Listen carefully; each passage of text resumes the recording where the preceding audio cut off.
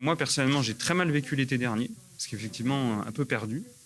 Les jeux s'arrêtent, sont reportés, ok, c'est bien, mais qu'est-ce qui se passe derrière? Comment on fait? Comment on se structure? Pourquoi on s'entraîne? Pourquoi tout ça, en fait, hein? Il fallait que je retrouve un peu du sens au projet. Et du coup, on a un peu désacralisé les jeux avec mon préparateur mental pour justement se dire, ok, les jeux, on va arrêter d'y penser, parce que de toute manière, on n'a aucune maîtrise là-dessus. Et se recentrer plus sur le plaisir du jeu, que j'avais toujours, hein, donc ça a été très vite retrouvé. Beaucoup plus d'objectifs à court terme.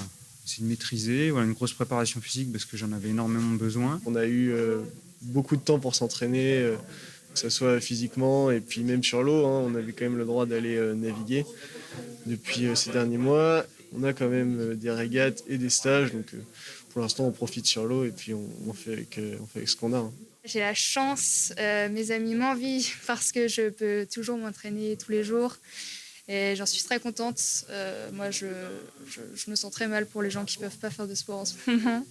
Donc voilà, même si pour l'instant, je marche un peu dans le flou parce qu'on n'a pas trop de compétition, c'est quand même très important de s'entraîner.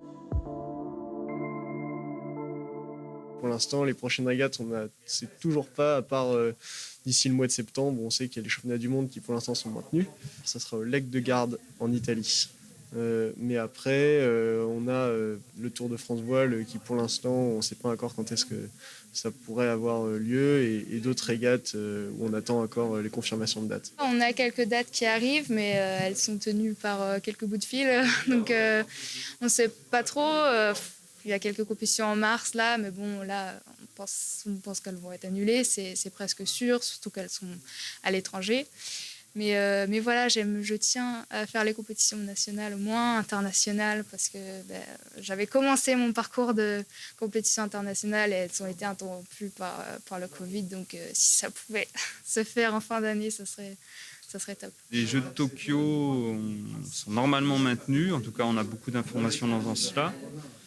En termes de compétition, par contre, c'est plus compliqué. Il y a une petite synergie à remettre en route mais bon, voilà, il faut être positif. On sent que ça revient. J'ai bon espoir d'être. En tout cas, moi, je me prépare pour être compétitif à partir du 1er avril. J'ai remis en place une grosse préparation physique au CrossFit de Saint-Hilaire, d'ailleurs.